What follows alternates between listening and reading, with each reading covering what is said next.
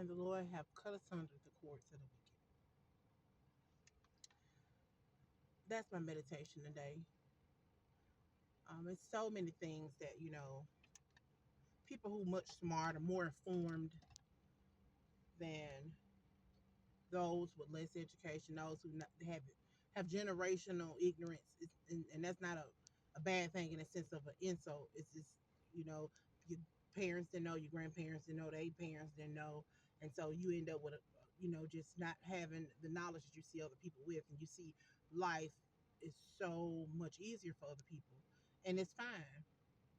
You should be happy to see other people, but it should also see in some situations where it flows smooth and it's not flowing smoothly in your life. You need to question that. You need to ask and see, ask the Lord, reveal to me why my life is not flowing the way that others' life is flowing. And then the Lord will start teaching you as you open yourself up for it. He'll teach you principles, his principles. He said, my people perish for a lack of knowledge. And so a lot of times people don't obtain the things they have because they haven't been taught to pursue knowledge and understanding.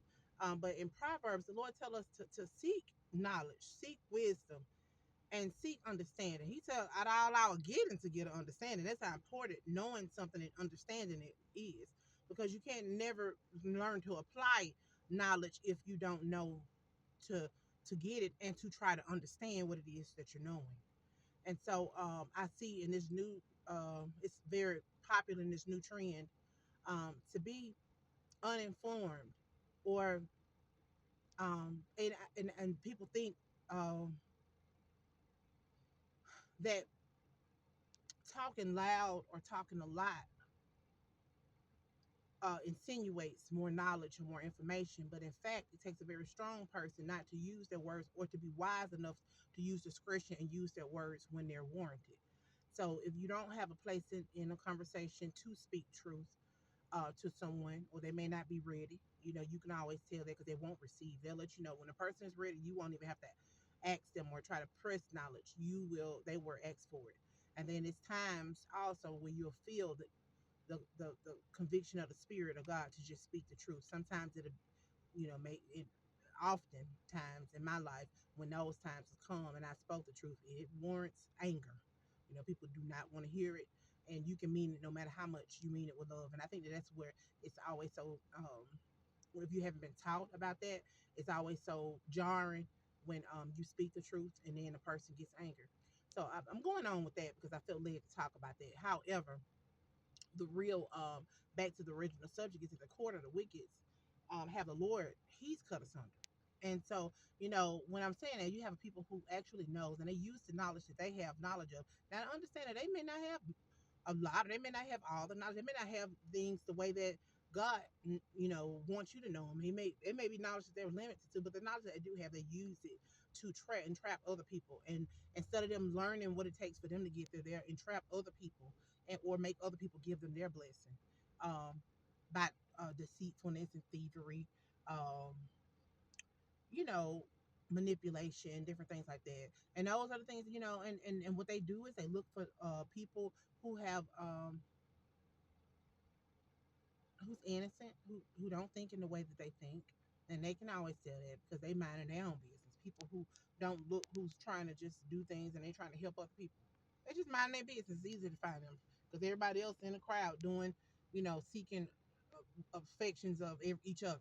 And they see somebody over in the field or over doing what they supposed to be doing, helping, doing all the things that the people who over in doing what they doing lacking to do. So you can find them taking care of other people's children, helping the sick, the shut in, going to go visit the elderly, doing things like that. When they see you people doing that, they want to get in their way. And for their own purposes, they're not thinking about who they're helping or nothing like that. They just want to step in the way to break the cadence of God. Well, you can't break the cadence of God. That's the importance of walking in the spirit. So this is the thing, all we have to do is recognize it. Once we recognize it, cry over it, because a lot of people, like I said, it's very jarring to know that you don't mean anybody any harm, but they mean you the worst. They want you dead, and to be literal. They want nothing for you. They don't even want your they want your breath. They want your life. They want your everything, and they do not want to pay for it. They don't want to give you anything for it. They don't want to help the people that you help, and they don't want to do none of that. They just want it for their own ideas and for them to, flaunt it in front of other people. And that's not gonna happen if you're doing the work of God, because the things that God bless you with is not only for you and for others, but they are in the, they first off, God own her old earth, so any of His work that's being done can't be messed with. So, but now you have such a great work. You don't see a lot of God's people who are actively doing what He tell them to do in the way that He tell them to do. You're not going to see that on social media. You're not going to see that on social media because the Bible tells us, don't let our left hand know what your right hand doing. So the work that you do, as a child of God and a real chosen one, it's not going to be something that's going to reach the masses. No one's probably going to talk about it. If you can remember, no one talked about Jesus until after He died. When He was in the earth moving about, that was the thing that the people who was in control, they didn't want him to have any influence. But how he kept getting influence is because he kept helping the people that they kept overlooking. When you think about the man, the blind man, no one was searching for him. They was finna kill and stone the woman who was in adultery, but hadn't even sought out the man she was in adultery with. Didn't mention him. And we can go on and on about all the things that Jesus was doing that no one wanted. He was with the sinners. He was with the taxpayer. He was with all the people, and he wasn't trying to be seen, with nobody. He was just, and matter of fact, if I can remember correctly, he did his due diligence to get away from the crowds because he wanted to be able to help the people who wasn't accepted, people who was rejected, people who were broken, people who lacked. And the Bible says, that are we more than our master? No, we're not. So, when you really see a true person of God, you won't you will be seeing them in action. It won't be so much as them telling you, oh, come over here because this is what we do and what I do. If the Bible tells us, don't let our mouth speak anyway of the things that we do, but let another's mouth speak of it. And when that it comes to me about the 10 lepers. Jesus healed them, and only one of them turned around to come tell him thank you. And then he told them, when he said, wait a minute, I don't want y'all going to tell anybody what it is that I'm doing. You know what I'm saying? Don't go and spread the word about the healing that you got. Just go show yourself to the priest. And that's what it is. You going to show it to other people. People don't believe the work of God because they're, first off, your heart have to be clean in order for you to be able to see God. Your heart condition affects the way your perception. So if you have unforgiveness and if you have hatred, if you have disbelief, it's because of issue of something that need to be dealt with, something that need to be talked about and healed, and understanding to bring that healing. And there's a lot of people in that condition and now this day and time, they really feel that it's a thing, that it's more about what you do in the physical realm, but it's your internal work. My grandmother used to put it this way, my great grandmother. She used to say, always attend to your inner man. And it's a lot of people who don't understand that, both and we want to say in this generation, but the generation above us, they didn't understand that either, that there's a lot of inner man work that need to be done. And in order for the mature, in order for you not to fall into the traps, because that condition of your heart is the very condition that the wicked, who uses cords, attachments, to be able to pull you, that hook only hooks into the weak spots in you, in your heart. If you have a heart condition where you don't, I ain't meaning like a physical sickness. I'm meaning like a heart condition that hadn't manifested as a physical sickness yet. Just where you looking at a person and you want to feed them if God required you to. If you got people that's next door that you really would like to not see ever no more. Things of that matter.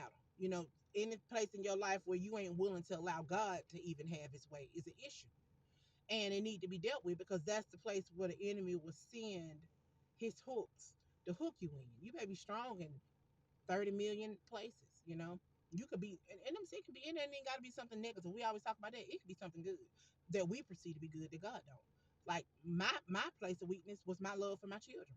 I loved my children, but I loved my children more than I loved the Lord and didn't realize it, because there was things that He was telling me to do that I couldn't do. I was trying to do it, but I couldn't do it until He helped me to do it. And it didn't become a problem until the enemy was able to use them to bring sickness and all things to me, no matter what. I was, the Lord said, well, don't worry. And I didn't have the capacity not to, or the faith to, because the love that I had exceeded the love that God warranted for me to have for my children. And it's a balance. It's a false balance is abomination to God. One of the things, I think one of the lies that the enemy had me is that, I had their dad and I had been divorced, and I wanted to make up for the things that he didn't do. And we're not, you're not able to make up for what someone else do. But that was a lesson that I didn't know and I didn't understand, because I personally didn't have a. My biological dad was stabbed by his best friend and in a coma from my age of 11 to 17. So, and I took care of him.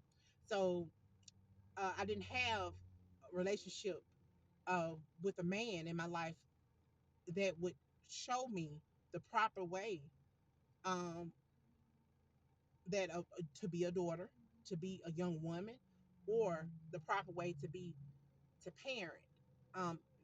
Your mother teach you how to nurture, to give and provide, but your father teach you protection, emotional, physical protection. And I didn't have that to be taught to me, so I didn't have that to give to my children. I gave them all that I could, but I couldn't make up for what they didn't have.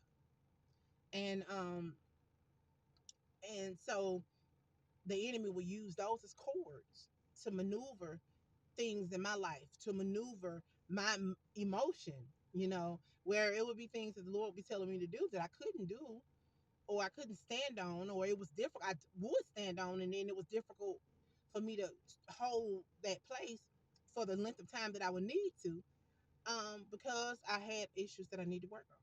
And so the Lord had to allow certain things to happen in order for me to be open enough and willing enough to allow Him to have His way completely. It wasn't to my hurt. It actually was for my benefit, because all things work together for the good of them that love the Lord, who are called according to His purpose. Either way, I want you today to take the time and repeat that. I'm going to read that scripture again, and I want you to keep saying it. If you have any things that's in your life that the enemy is using to take your peace and your joy, because Jesus said that He give us His peace, that our joy might be full. And we know as children of God that the joy of the Lord is our strength. So if you are having anything that the enemy is using in your life to play with your life with, to hinder you from the flow of God, then He's hindering you from your God-given inheritance of peace, your God-given inheritance of power, prosperity, So today we want to cut the cords of the wicked. We want to examine ourselves and see if there's anything that we need to allow God to come in and work on in our life. And we want to not leave any room for the enemy. And we want to remember, and we're going to speak this and say it 3 times with me, that the Lord is righteous. He have cut asunder the cords of the wicked. The Lord is righteous, and He has cut asunder the cords of the wicked. The Lord is righteous, and He has cut asunder the cords of the wicked. Be at peace and have a joyful day.